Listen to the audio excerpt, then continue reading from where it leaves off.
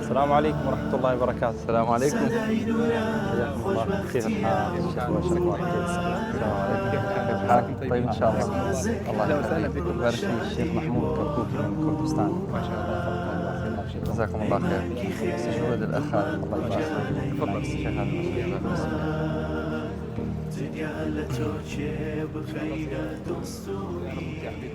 إن شاء الله. أكيد بإذن الله تعالى. الحين نتحدث عن كل شيء يخص المسجد ونقول بسم الله الرحمن الرحيم الحمد لله رب العالمين وأصلي وأسلم على المبعوث رحمة للعالمين محمد وعلى آله وأصحابه أجمعين. بنرانو بسرانو خوشويستان من سلام ورحمة خواتان ليبي.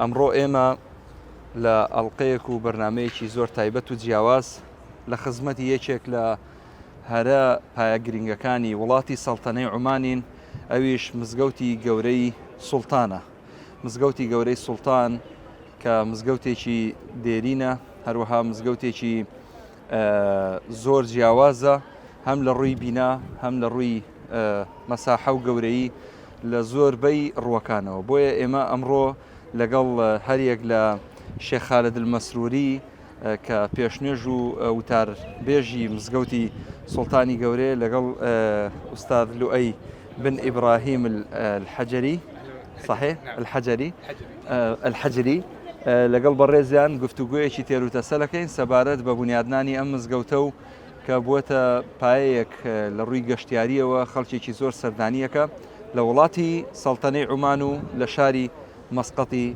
خوشويست بيكوا صدر باري أم مزقوتا جواناكي فرمون لقل مامبن ممتاز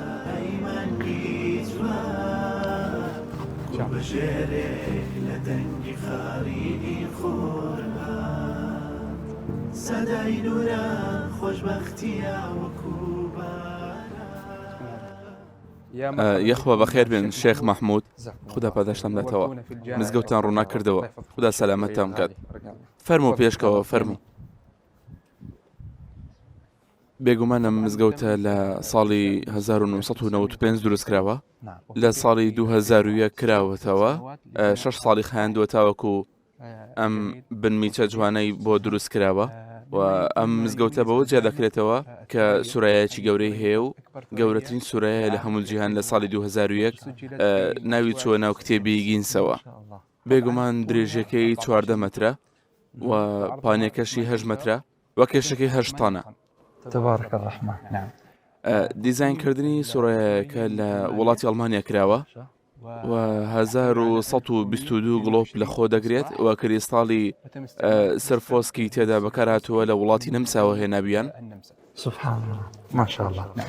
زۆر باشە بابزانین ئەم مزگەوتە فەرموود لە ساڵی 1995 دەستی پێکراوە واتە بەردی بناغەکەی دانراوە دواتر لە 2001 لە 2001 تەواو بووە دروست کراوە چێ ئەم مزگەوتەی دروست کردووە چێ ئەم مزگەوتەی دروست کرد شکۆدار بێ خدا لێ خۆش بێ خدا لێ خۆش بێت و جێگەی بەهەشت بێت سوڵتان قابوس بەڵێ جێگەی بەهەشت بێ باشە سوڵتان قابوس هەدەف و ئامانجی چی بوو لە دروستکردنی ئەم مزگەوتە بێگومان چەند ئامانجێکە بوو یەکێک لەو ئامانجانە نیشاندانی تەلاری موسڵمانە بوو بە سەردانیکارانە موسڵمانەکان هەروەها ئەکواشی خالت هەروەها ئەمە دیاریەکە بۆ عمانیەکان و ئەوانی تریش بەڵێ بڵێن هەر لەو کاتەوە تاوەکو ئێستا گەشتیار بەردەوام سەردانیەکە لە تەواوی وڵاتانی دنیاوە لە وڵاتی جیاوازەوە گەشتیارەکان دێن و سەردانی دەکەن لە هەندێک وڵات دێن لە هەندێک ڕۆژدا ژمارەی سەردانیکەران دەگاتە 5,000 کەس لە یەک ڕۆژدا زۆر باشە لێرە عادەتەن خەڵکی نوێش خوێن خەڵکی سڵتەنەی عومانن بەگشتی یاخود دەرەوەیشی زۆرتایە. نا مزگەوتە لەو مزگەوتانی عمانە کە نوێشکەرانی نەتەوەی جیاواز و مەزهبی جیاواز کۆ دەکاتەوە لە خۆی بۆ هەر 5 فەرزەکە کراوەتەوە تا لە بەیانیەوە تاوەکو نوێژی ئیشا. بەڵێ لە کاتژمێر 8 بەیانی تاوەکو 11 شەویش بۆ گەشتیاران کراوەتەوە دەرگای مزگەوتەکە. زۆر باشە. وەکو بزانی لێرەدا چەند بانگبێژ یان چەند ئیمام و خەتیب هەیە، چەند پێشنوێژ هەیە، واتە چەند کەس موازەفە لە مزگەوتە؟ ژمارێکی زۆر لە کارمەندان بێگومان بەشی زۆری تێدایە و خزمەتی ئەم تەلارە دەکەن یاخود ئەم مزگەوتە پیرۆزە دەکەن، واتە بەشەکان زۆرن. بەڵێ لە بەشی چاکردنەوە و بەڕێوەبەرایەتی مزگەوت و بەڕێوەبەرایەتی پێناسەی ئیسلامی وە بەشی پێشەوایان. ساکەڵڵا خێر. کەواتە شێغلوئی ئێمە گفتوگۆکەمان لەگەڵ تۆدا بە ڕۆیشتنەوە بەردەوام دەکەین لە ناو مزگەوتەکە. ئەم مزگەوتە پیرۆزە بەلای ڕاستمان بەلای چەپمان چۆن بڕۆین؟ بەلای ڕاستدا با بڕۆین. باشە فەرمون. بێگومان لە هۆڵی مزگەوتی پیاوان زیاتر لە 6500 نوێشکەر دەتوانن لێرەدا نوێژ بکەن. لێرە نوێژ دەکەن؟ لێرە لەناو ئەم ڕۆبەرەدا 6500 نوێشکەر 6500 ئەمە بە زمانی کوردی 6500 خەڵک لێرە نوێژ دەکەن. بەڵێ و مزگەوتەکە زیاتر لە 20,000 کەس لە خۆ دەگرێت. ماشاء الله. ئەی ئەوانەی تر باقی لە حوشەی ناوە دەبن شوێنی نوێژی ژنان لە مەیدانی دەرەوەیە. زۆر باشە. شتێک لێرە بەدی ئەکرێ کە جیاوازیەکی پێوە دیارە، ئەویش ئەم شێوازی زەخرەفە و دروستکردنی ئەم شێوازە کارە دەستیەیە. ئەمە چی ئەنجامی داوە؟ هەر خەڵکی سەڵتەنەی عمانیان دەرەوە. طبعا هذه الرسوم تم استعمال أحجار الحجر القشاني، أحجار الفلسفة القشاني، طبعا هذه من إيران، وهنا في الجامع تم استعمال 8 ملايين قطعة، ركبت قطعة خلف قطعة، فيعني هي ليست كانت جاهزة. ما شاء الله. أعوذ بالله من الشيطان الرجيم. بسم الله الرحمن الرحيم. أم حسبتم أن تتركوا ولما يعلم الله الذين جاهدوا منكم ولم يتخذوا من دون الله ولا رسوله ولا المؤمنين وليجة والله خبير بما تعملون. ما كان للمشركين أن يعمروا مساجد الله شاهدين على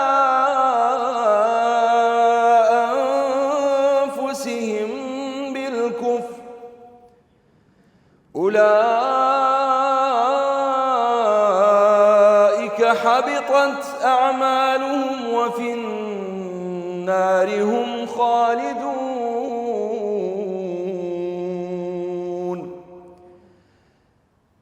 إنما يعمر مساجد الله من آمن بالله واليوم الآخر. إنما يعمر مساجد الله من آمن بالله واليوم الآخر وأقام الصلاة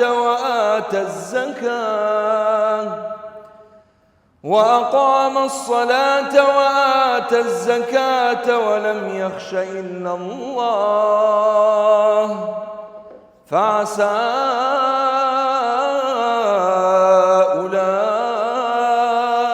أولئك أن يكونوا من المهتدين. صدق الله العظيم. ئەمە سەبارەت بۆی کە لە دیوارەکانە هەیە. ئەی ئەم شێوازی قەوسە لە چۆوە هاتووە؟ ئەمە چ سەقافەتێکە چۆن چۆنیە چی ئەم فیکرەی بەدیهێناوە؟ ئەمە لە ئیسپانیا وەرگیراوە لە کۆشکی سوور و هەروەها لە مزگەوتی ئومەوی لە دیمەشق هەروەها لە مزگەوتی حەرامیش. ماشاءله ماشاءله. باشە دوێنێ شێخ خالید باسی شتێکی کرد ها شێخ خالید دوێنێ باسی شتێکی کرد کە مۆرکێت یاخود فەرشی ئەم مزگەوتە کارگەکە هاتووە لێرە دروستی کردووە زۆر بەلامەوە سیر بوو چونکە مەساحەیەکی زۆر فراوانی هەیە و هیچ جۆینێک لە نێوانیاندا نییە واتە فاسیل و بینی نییە هەموو یەک پارچەیە لەم سەر بۆ ئەو سەر ئەگەر باسێکی ئەومان بۆ بکەیت چۆنی دروست کراوە. بێگومان ئەمە دووەم گەورەترین فەرش بوو لە جیهان دووەم گەورەترین فەرش لە جیهان یەکەمەکە لەکوێیە بە پێی زانیاریت بە پێی زانیاریم ئێستا لە بیرم نییە نایەتەوە بیرم باشە ئەی دووەم لێرەیە بەڵێ لێرەیە بێگومان ئەم فەرشە لەلایەن 600 ژنەوە دروست کراوە لە ئێران هاتبوون 4 ساڵی خایاندووە هەتاوەکو تەواو کراوە بە تەواوەتی و کاری چنینی دەستیە و ڕەنگی هەموو جۆری تێدا بەکارهێنراوە ڕەنگەکان ڕەنگی سروشتی ئێرانین. ماشاءله تەبارەکە ڕەحمە. هاوڕێ وێنەگرم ئەگەر زوومێک بخەیتە سەر فەرشەکە بزانین ئەمە ڕەنگەکانی چۆنە و چییە و بەڕاستی شتێکی زۆر تایبەت و نایاب و جوانە. هەستەکەم کە جیاوازیەکی بەخشیوە بە مزگەوتەکە وێنەگری هاوکارم بخەرە سەر فەرشەکەت کە بە یارمەتیت ڕەنگی هەمە جۆری تێدایە بەڕاستی سروشتێکی جیاوازی تێدایە لێرە سوبحان الله وەگەوەی ڕەنگەکانی لەگەڵ مزگەوتەکە بە شێوەیەکی زۆر ورد تێکەڵ کرابێت.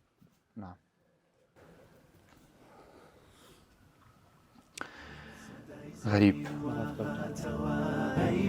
طبعا الجامع يحتوي على عدة مرافق. عندك الصحن الداخلي الذي يمتلئ الصحن عندما تمتلئ قاعة المصلى الرئيسية النادي يصلي في الصحن الداخلي يتسع لأكثر من 2000 مصلي. وعندك قسم مصلى النساء يتسع ل 750 امرأة. وعندنا أيضا مكتبة من 3 طوابق تحتوي على أكثر من 20,000 عنوان. ما شاء الله. نعم وأيضا عندنا مركز تعريف بالإسلام.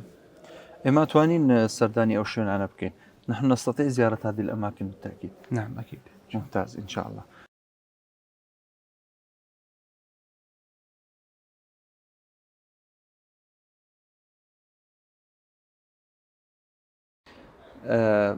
شێخ لۆی هەستە کرێت دەرگایەکی زۆر پتە و دروست کراوە بۆ ئەمە دوێنێ شێخ خالید باسی لەوە کردی ئەم دەرگایە تەمەنی 20 ساڵە کەچی تا ئێستا هەروازانی دوێنە دروست کراوە سبحان الله.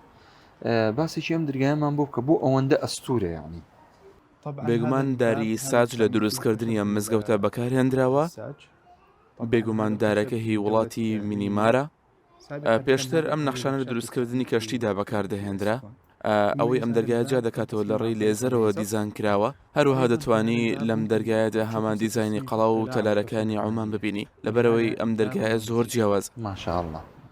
تەمەنی چەندە؟ پرسیارێکی زۆر جوانە دەبێت کەمێک گەڕانی بۆ بکەم. بەڕاست واتە بەدڵنیاییەوە زیاتر لە 20 ساڵە بەدڵنیاییەوە لەبەرەوەی ساز پێشتر بەکاردەهات. ڕاست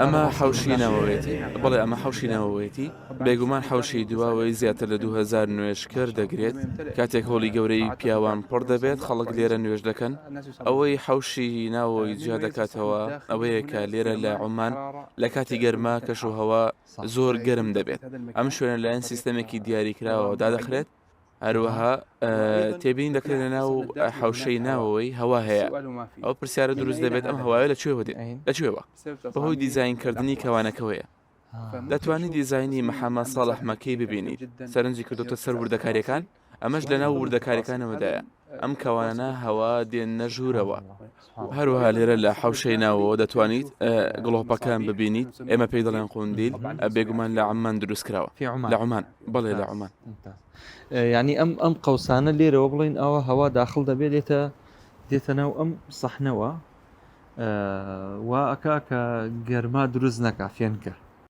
سەدای زەرین وە هاتەوە ئەیمانگی جوان گوڵ بەژێرێک لە دەنگی خاریدی خۆرما سەدای نورە خۆشبەختیە وەکو بارە هەوازەکە بڕ لە شادی بۆ شيخ لؤي حدثنا عن المنارات باسێکی ئەم مینارانەمان بۆ بکە بزانین چەند مینارەیە چۆن ئاوا مەسەلەن ئەوەندە مینارە دروست کراوە و ئەم جۆری بەردەی کە دروست کراوە چییە؟ بێگومان لێرە لە مزگەوت بەردی هێندی بەکارهێنراوە دوو جۆرن بەرزکاتۆ هەن تاجریک بێگومان لە شوێنی خزمەتگوزاریەکان وەکو کتێبخانە هۆڵەکان بەردی سوور بەکارهێنراوە لە شوێنی نوێشکردنیش بەردی سپی لمی بەکارهێنراوە لە مزگەوتەکەدا 5 منارەی تێدایە ئەوەیان بەرزترینیانە درێژەکەی 91 مەتر و نیوە ئەمەیان کە درێژترین منارەیە و منارەکانی تر 45 مەترە ئەو پرسیارەی دروست دەبێت بۆچی ئەوە بەرزترین منارەیە لە مزگەوت لەبەرەوەی لە ئیسلامدا 5 جار کارمان هەیە یەکەم بنچینە گرنگترینیانە ئەویش باوەڕبوونە بە خودای گەورە و محەممەد صلی الله عليه وسلم شایەتی ئەن لا إله إلا الله وأن محەممەدا رسول الله زۆر باشە و دواتریش لە دوای ئەوانە نوێشکردن و زەکاتدانە و ڕۆژوی ڕەمەزان و حەجکردن ئەوەی کە لە توانایدا بێت دەتوانی ببینیت کە دیزاینەرەکە سەرنجی کردوتە سەر وردەکاریەکان لە مینارەکان سەدای زەرین وە هاتەوە ئەیمانگیر باسێکی ئەم باخ و گوڵ و گوڵزارەمان بۆ بکە ئەمە چۆنە فیکرەکەی لە شۆوە هاتووە چۆن ئاوا بەم شێوە فراوانە تیایدا باخ دروست کراوە بێگومانم باخچێ هاوشێوە باخچەکانی ئەندەلوسە بۆیە لە ئەندەلوسەوە وەرگیراوە و هەروەها ئەوەی ئەم باخچەیە جا دەکاتەوە ئاوی لێیە نام لە ناوەڕاستەکەیدا ئەم ئاوا سیستەمەکەی وەک سیستەمی ئەفلاجی کانی عومانی هەیە پێشتر ئەو لە زەوی دەردەهات دەڕۆژ بۆ کشت و کاڵەکان و بیرۆکە لە ماڵە کۆنەکانی عومانەوە وەرگیراوە ئەوەی ئەم باخچەیە جیا دەکاتەوە بێگومان شوێنی دەست نوێژی لێیە هیچ زیادەڕەویەکی تێدا نییە ئەو دێت بۆ باخچەکەش بۆیە هیچ زیادەڕەویەکمان نییە لێرە سبحان الله یعنی شێخ خالید ئەو ئەوەی کە ئێمە دەستۆشمان لێگرت دێتەوە بۆ ئێرە بۆ ئەوەی ئەم جیاوچی من و شتە جوانانەی پێ ئاو بدرێ و هیچ ئاوێک لێرە بە خەرج نادرێ وەکو پێغەمبەر صلی الله عليه وسلم فەرمێ ئیسراف مەکەن لە بەخەرجدانی ئاودا لە کاتی بەکارهێنا ئای سبحان الله یعنی ئەو ئاوەی کە دوێنێ دەستنوێژمان پێیگەر دێت بۆ ئەو باخچەی ئێرە یاتی إلى الزرع وانە صحيح بەڵێ ڕاست هەروەکو پێغەمبەر صلی الله عليه وسلم دەفەرمێ لا تسرف في الماء لو كنت على نهر جاري باسی ئەوەمان بۆ بکەتکە بەخدا ڕەنگەوە با بڵێین مزگەوت هاوڕێی ژینگەیە دەتوانین وا بڵێن بۆیە دووبارە بەکارهێنانەوەی ئەم ئاوا لەلایەن خۆیەوە تا سیستەمێکی یەکخراوە لەگەڵ مزگەوت بۆ زۆرێک لە بەکارهێنان دەست نوێژگرتن و پاشان دەگەڕێتەوە بۆ باخچەکەی ناو مزگەوت باشە ئەگەر بڵین ئەم مزگەوتە جیاوازیەکی بەخشیوە لە مزگەوتەکانی تر ئێمە چۆن بتوانین ئەم فیکرەیە لە شوێنی تر دووبارە بکەینەوە وەکو خۆت فەرمووت ئەمە هاوڕێی ژینگەیە ئەم مزگەوتە چۆن بتوانین لە منتەڵەقێکی ئیسلامیەوە خەڵکی فێر بکەین لەوەی کە لە کاتی دەستنوێژگرتن و کاتی بەخەرزدانی ئاوا ئیسراف نەکەن بێگومان ئاینی پاچی ئیسلام لەسەر هەموو لایەنەکانی ژیان داوای زیادەڕەوی نەکردن دەکات لێمان زیادەڕەویکردن تایبەتمەندێکی هەڵەی باوەڕدارە لە هەموو ژیانیدا بە تایبەت لە بابەتی پاراستنی ئەو میراتێکی گرنگە لە هەموو شوێنێک خەڵک بۆ سەقامگیری و بژێوی ژیانیان بۆی دەڕۆن تاوەکو پەیدای بکەن بۆیە شێخ مەحموود لەسەر هەمومان پێویستە پارێزگاری لەو میراتە بکەین کە ئاوە هەمویان تەواوکەری یەکترن ئاو لەگەڵ کشت و کاڵ لەگەڵ گوڵیش پارێزگاری لێ بکەین بۆ ئەوەی هەموو شتێک جوان ببێنێتەوە خدا پاداش بداتەوە شێخ لوئی أم شيخ محمود شێخ لوئی چۆنی بارك الله فيك شێخ لوئی أهلا وسهلا باشە بلم هەلی حەبیبی جزاک الله خێر شێخ لوئی ئێستا ئێمە لە بەشی دار و درەخت و جوانیەکەی مزگەوت پیادە ئەکەین بڵێن بە پیادە ڕەوی ئەڕۆین دواتر ئەمانبەی بۆ کوێ ئێستا قۆناغی کوێیە دەتان بم بۆ بنکەی پێناسەی ئیسلامی کەسانی خۆبەخشی لێە بە زمانی جیاواز قسە دەکەن بێگومان دەبێت میوان ئەوریایی شوێنی سەرەکی نوێشکردن بێت شوێنی نوێژی ژنان ئەوە دەڕۆین بۆ بنکەی پێناسەی ئیسلام لەوێ بە شێوازی عومانی پێشوازی لێ دەکرێت دوای ئەوە پرسیار و وەڵام لەسەر ئەوە وەردەگرن بێگومان ئەمە تیمێکی پسپۆرە خولی تایبەت بۆ ئەم بوارە دەبینن و پاشیان دیاری دەدەین دیارەکە لە کتێب و قورئانێک کە بە چەند زمانێک وەرجێڕاوە پێک دێت ماشاءڵڵه ئەشتوانین لەوێ هەندێک قورئان بخوێنین دەتوانین لەوێ هەندێک ئاەتی قورئانی بخوێنینەوە بەڵێ دەتوانین ئەمە زۆر باشە بێگومان ناوازێ ئینشاءڵڵه ڕێز و خۆشەویست ئێستا هاتینە ئەو شوێنەی کە گەشتیاران وەختێک دێنە ئێرە ببورن وەختێک دێنە ئێرە لێرە کۆمەڵێک مامۆستا و ڕێنوێن و ڕێنیشاندەر هەیە کە باسی ئیسلامیان بۆ دەکەن بەڵێ بەو شێوەیە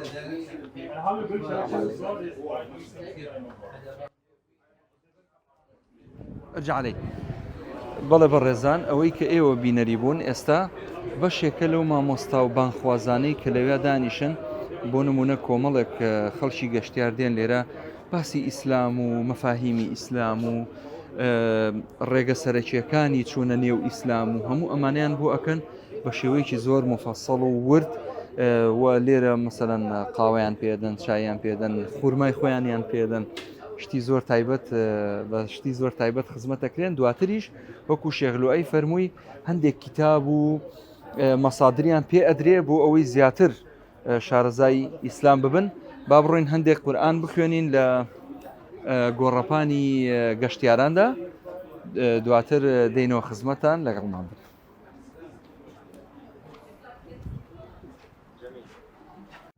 سەدای زێڕین وە هاتەوە ئەیمانگی جوان گوڵ بەژێرێک لە دەنگی خاڕینی خۆر زۆر باشە دوای ئەوەی کە هەندێک قورئانی پیرۆزمان خوێند ئێستا هاتینەوە خزمەتی بەڕێستان بۆی شارەزایی تەواومان بدەنێت سەبارەت بە شوێنی دەستنوێژ ئێرە شوێنی دەستنوێژگرتنە بێگومان ئەمە شوێنی دەستنوێژە ئەوەی شوێنی ئەم دەستنوێژە جا دەکاتەوە بە شێوازی لەمسە دەست لێدان بیر بکەرەوە لە 2001ەوە کاتێک کەسێک دێت بۆ دەستنوێژگرتن ئەمە شتێکی ناواز دەبێت ینی پێشکەوتووە ینی ئاوا ئەو ماشاء الله ماشاء الله ماشاء الله ماشاء الله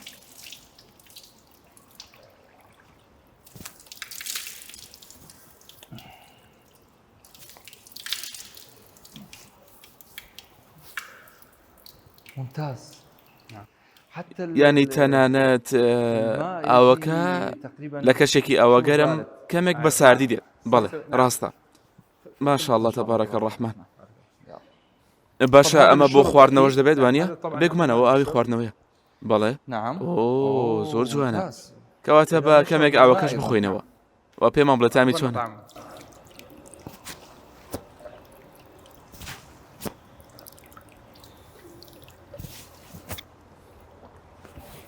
تەنانەت ئاوە کەشتان بە تامە نۆشی جیانتان بێ خودای گەورە بتان پارێزێت بێگومان شێخ مەحموود لە مزگەوت کەلتوری تێکەڵاوکراو هەیە لەم ڕێڕەوانە لە هەر کەلتورێک بەردێکمان هێناوە فەیسی فێسەر لێرەیە بۆ ئەوەی کاتێک سەردانی کرد سەردانی مزگەوت دەکات ئەم کەلتورانەی ئێرە ببینێت کەلتوری هیندیت هەیە کەلتوری مەغریبیت هەیە کەلتوری میسریت هەیە کەلتوری عومانیت هەیە لە کۆتایی هەر ڕێڕەوێک لای ڕاست ڕوونکردنەوە هەیە لەسەر ئەو ڕێڕەوەی کە بە زمانی عەرەبیش نووسراوە و بە زمانی ئینگلیزی واتە ئەمانەت مەبەستە زیاتر ئەمانەی کە بڵێن لە ڕاست و چەپماندایە تەقسود هذه الثقافة بەڵێ ئەمانە ئێستا لە کۆتایی ڕێڕەوەکە لای ڕاست و چەپ ڕوونکردنەوەی ئەم کەلتورەی ئێرە دەبینن یانی مەکتوب هەنا سەقافەتی فلانە وڵاتە و الفن فلانە التيموري شوێنە. الإسلامي. هونەری تەیموری ئیسلامی ئەوە بە زمانی عەرەبیە و لێرە بە زمانی ئینگلیزی. ئەم شێواز و دیزاینانەی کە لە سەردەمی تیمۆریدا گەشەیان کردووە و ئەمانە دەگەڕێنەوە بۆ تەیمورلەنگ. فەرمان ڕەوایی ئاسیای ناوەڕاست. شێوازی تەلارسازی تەیموریەکان لە سەنەریتی تەلارسازی مەغۆل و خانەکان وەرگیراوە لە سەدەی 7 و 8 هیجری. ناوازەیە ماشەڵڵا ماشەڵڵا ماشەڵڵا ماشەڵڵا. ئێستا بەلای چەپدا دەڕۆین بۆ کتێبخانە. بێگومان ئەوەی کتێبخانەکەمان جیا دەکاتەوە پۆشاکی کەعبەیە کە پێشکەشی سوڵتان قابوس کرابوو خۆدا لێ خۆش بێت لە کتێبخانەکەیە.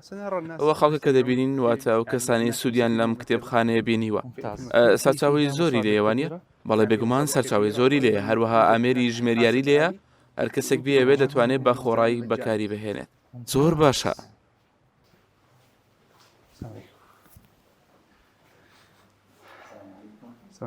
كيف الحال؟ الأخبار؟ كيف والله؟ كيف الصحة؟ كيف؟ السلام عليكم، كيف حالك؟ أمورك طيبة إن شاء الله. الحين إحنا داخل المكتبة. دبي زور بها من يقصب كين وقت الصوت برزنا كينوا. نعم يكون ممتاز. أما كيسوي كعبها ئەوە پۆشاکی کەعبەیە؟ بەڵێ پێشکەشی سوڵتان کرا بە خوددا لێ خۆش بێ لەلایەن پادشای سەعودیەوە لە پاشای سەعودیە.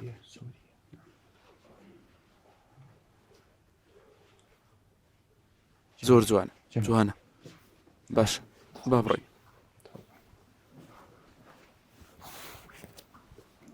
بێگومان کتێبخانەکە تەواوی کتێبەکانی تێدا لە بواری پزیشکی و ئەندازیاری و بواری ئاینی فەلسەفە و دەروونناسی و ئاینەکان.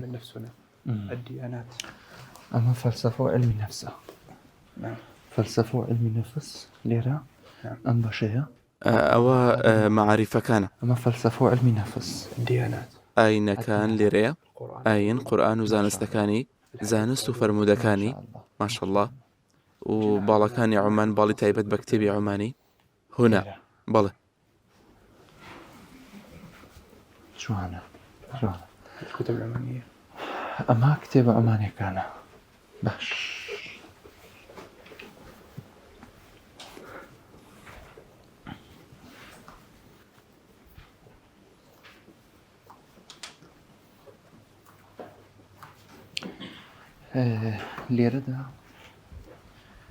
لێرەدا ئەوە ئەبینرێ کە کۆمەڵێک کۆمپیوتەر هەیە. ئەم کۆمپیوتەرانە بەکارە هێنرێ بۆ ئەو کەسانی بەدوای مازدەرە ئەگەڕێنەوە تا هەمووی ئەنتەرنێتی لەسرە. ئەنتەرنێتی لێیە؟ بەڵێ ئەنتەرنێتی لێیە خوێندکارەکان دێن بۆ توێژینەوە و خوێندنەوە. هەندێکیش لەسەر ئەم کورسیانە دادەنیشن دەخوێندنەوە. ئەمە کتێبخانەیە. بڵێن ئەو خەڵکی کە دێن ئەلێرە دانیشن بۆ مطالعە بۆ خوێندنەوە وە لەگەڵ ئەم خۆرە زۆر جوانە. دیمەنێکی دڵڕفێنی هەیە ماشەڵڵا. محەممەدی برام وێنەت گرتووە نیە؟ زۆر باشە ئەفەرم. خوددا پەداشتم دەتەوە. کۆمپیوتەرەکان بۆ بەکارهێنانە. بۆچی دێمان دووری شێخ خاڵید دەوبەرە نزیک بەرەوە ئازیزم تۆ لەگەڵمانی دڵمان لەلاتە دەوبەرە دڵمان لەگەڵ تەوەرە. زۆر جوانە زۆر ناوازەیە. تەنانەت ئەم دارانەش ئەم دارانە ئەمریکین ئەمریکی. بەڵێ باشە شێخ لوئەی بێگومان وەکو پێشتر باسمان کرد کتێبخانەکە لە 3 نهۆم پێک هاتووە. نهۆمی زەمینی نهۆمی یەکەم بۆ منداڵانە و هەروەها نهۆمی دووەمیشەیە بۆ سودمەندانی گشتیە. ماشاءالله ماشاءالله. کتێبخانەکە ئارامێکی تەواوی تێدایە. خودای گەورە شاد و کامەرانی بۆ زیاد بکە ئینشاءالله. وە پێشکەوتن ئامین وە جوانی وە هەموو شتێک کە مسلمانان دڵخۆش دەکات بەڕاستی. وەتەمە من بەڕاستی وایە بینم ها سبحان الله ئەمە بەشی سیرەی نەبەویە. ئەمە سیرەی نەبەویە ژیانی پێغەمبەر لێرە هەیە. بەڵێ لێرە زانستی عەقیدەیە ماشاءالله. هذه عقيدة فقه الإسلامي زانستی کۆمەڵایەتی ئەمە علوم الاجتماعية. لێرە کاتێک کەسێک دێت بۆ توێژینەوە دێت لێرە بە دوای کتێبدا دەگەڕێت ینی گەڕانەکەی بۆ ئاسان دەکرێت. ماشاءالله. ئەم ڕۆژنامانە بڵین هەم ڕۆژنامەی ڕۆژن بڵین لە کات و ساتی خۆیدا دەرەکرێت هەر لە هەماندا بڵین هی ڕۆژنامەی ڕۆژە. ئەم ڕۆژنامانە ڕۆژنامەی ڕۆژانن. بەڵێ ڕۆژنامەی ڕۆژانن. ینی ڕۆژان دێنێرە تێڕوانی نێتەوەیە بە زمانی ئینگلیزی ماشاءله ماشاءله ماشاءله ئەمانە مسلمان دڵخۆش دەکات لە هەر کوێیەک بێت بەڕاستی ئەمە مسلمان دڵخۆش دەکات هەر شتێک تایبەت بێ بە مسلمانان دەربارەی زانایانی ئیسلام بێت دەبێتە سەرچاوەیەکی دڵخۆشکردنی مسلمانان و ئەم شتەش ئێمە وەک مسلمانان شانازی پێوە دەکەین سەلام عەلەیکم فەرموو مامۆستا فەرموو خوددا پاداشتان دەتەوە سەلام عەلەیکم چۆنن تەندروستیتان باشن ئینشاءڵڵا خوا سەلامەتان بکات تەندروستیتان باشە بەخێر بێن سوپاستان دەکەین سەدای زەرین وە هاتەوە ئەیمانگیجوە بەڵێ شێخ خالید ئێمە ئێستا لە نێو مەکتەبەکە هاتینە دەرەوە و بەرەو کۆتایی ئەم ڕێپۆرتاژ و بەرنامەیە ئەڕۆین جەنابتان قسەی کۆتاییتان چیەگەر پێمانی بڵێن سوپاس دەکەین بارك الله فيكم شيخ محمود بۆ ئەم ساردانی کردنە هەروەکو تێبینیت کرد مزگەوتەکە بەشی زۆر جیاوازی تێدایە ناوازێ لە خوێندکارانی پزیشکی و توێژینەوە و هەروەها هۆڵی وانەوتنەوەی لێ بۆ مامۆستایان لە ناو دەرەوەی عومانن هەروەکو ماڵی عیبادەتکردنی مسلمانانە بە هامان شێوە ماڵی گەشتیارانی نامسلمانیشە لە ڕێی سەردانیکردنیان بۆ ئەم مزگەوتە پیرۆزە و بنکەی پێناسەی ئیسلامی لە ئامانجگرتنی مزگەوتەکە بووە لە پێناو بڵاوکردنەوەی هۆشیاری و بیرۆکەی ڕاست دەربارەی ئیسلام و زۆر سودمەند بوونە لە ماوەی ساڵانی ڕابردوو کۆمەڵێکی زۆر هاتوون لە پێناو خوددادا ینی دەتوانین بڵێن سوپاس بۆ خوای گەورە ئەمە بەرز دەنرخێندرێت لە ڕێی ڕەوشت و مامەڵی باشیانەوە بە فەزلی خوددا و شێخ لوئەی بڵاوکراوەی چەند زمانێکی لێیە سوپاس بۆخوا پێشوازێکی باشی لێ دەکرێت و داوای سەرکەوتن دەکەین لە خوددا بۆ ئێمە و بۆ ئێوەش دووبارە سوپاسان دەکەین بۆ ئەم سەردانیکردنە پیرۆزە کە تۆ لە ناو شار و خەڵکی خۆت دایت من لە خزمەت ئێوەدام خوددا بتان پارێزێت و خودای گەورە پاداشتی بەخێرتان بداتەوە شێخ لوئەی زۆر سوپاسی تۆ دەکەین بەڕاستی زۆر ماندوومان کردیت وا ماڵی لە خزمەتین ئینشاءڵڵا خودای گەورە سەلامەتتان بکە زۆر سوپاسان دەکەین بەخێر بێن بەڵێ بینەرانی بەڕێز و خۆشەویست وەکوە بینن ئێمە لە نێو مزگەوتی سوڵتانی گەورە کە لە سەڵتەنەی عومانە و لە شاری مەسقەتە کە گەورەترین مزگەوتی سەڵتەنەی عومانە لێرەوە ئێمە ئەڵقەی ئەم جارەمان کۆتایی پێ ئەهێنین لەم ڕێپۆرتاژە بە هیوای ئەوەی سوودێکمان گەیاندبێ بە ئێوەی بەڕێز و خۆشەویست تا ئەڵلقەیەکی تر و بەرنمەیەکی تر و ڕێپۆرتاژێکی تر بەخوای تاک و تەنهاتان ئەسپێرم السلام علیکم ورحمة الله وبركاته.